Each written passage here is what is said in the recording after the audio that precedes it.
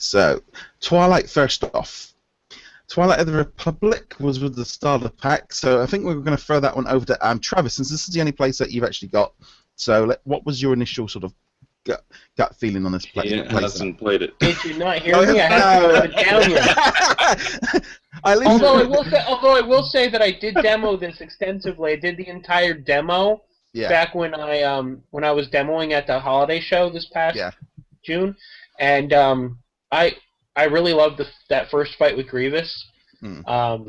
He's just a monster and a badass. But I enjoy like what I remember of it. I remember like when I'm fighting the battle droids, like when I'm slicing the last battle droid in half, they'll do like a zoom pan type thing with the camera. So it's like a fine finishing move in slow motion. And I just the care they put in, the details, the finesse that is in the gameplay, the lightsaber play is just, it's very seamless. So, but I have yet to continue beyond that point because I basically went as far as I could and we tried to go further and we couldn't. There was a door that wouldn't open. Okay, so we'll throw that over to Abe now.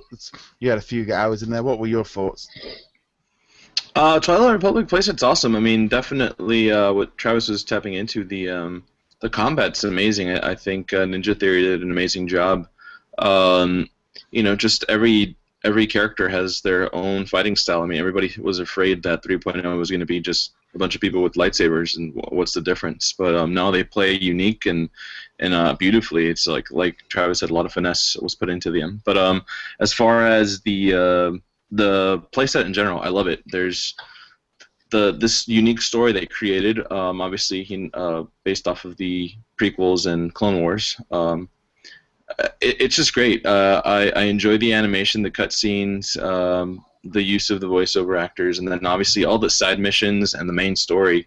Right now, I believe I'm on the 3rd planet, which is Tatooine. I'm going to have a pod race and try to get some stuff from Jabba the Hutt. So it's a lot of fun. To be honest with you, there's so many little hidden things if you explore. I mean, I know the Rise Against the Empire is all about exploration, but this one you can still explore a little bit, and you'll find a lot of awesome stuff from Star Wars in general. So, and not to mention, I love Ahsoka. Ahsoka's amazing. I must admit, I think I found for me, like, I was really got into it looks very cool. The sounds were there. I'm going to be honest, my initial first reaction is I think I preferred this one over the Rise of the Empire because it feels a little bit more flush in terms of the story, that you're following like something new and that you maybe don't know where it's going. But also the combat zone, it feels very different from it's quite funny because you'd think the Rise of the Empire and the Twilight would be very similar, but they got a very, very different feel to it. And I think the battling and the lightsabers and the moves and stuff just seem to work really well. I just love the overall feel of the Twilight starter pack. And I felt this with the whole playsets as a whole, is they feel like separate games. They don't feel like you're playing just running around in New York City. It felt like it was a different game, and I just thought that the Twilights. I can see why they chose that as the starter pack, because it's just a really good all-round sort of playset, and I really enjoyed playing through it. Anything you want to just? This is the plan is for us is we are going in the next 3-4 weeks. We're going to spend like basically one episode going through in more detail on each playset as we go through it.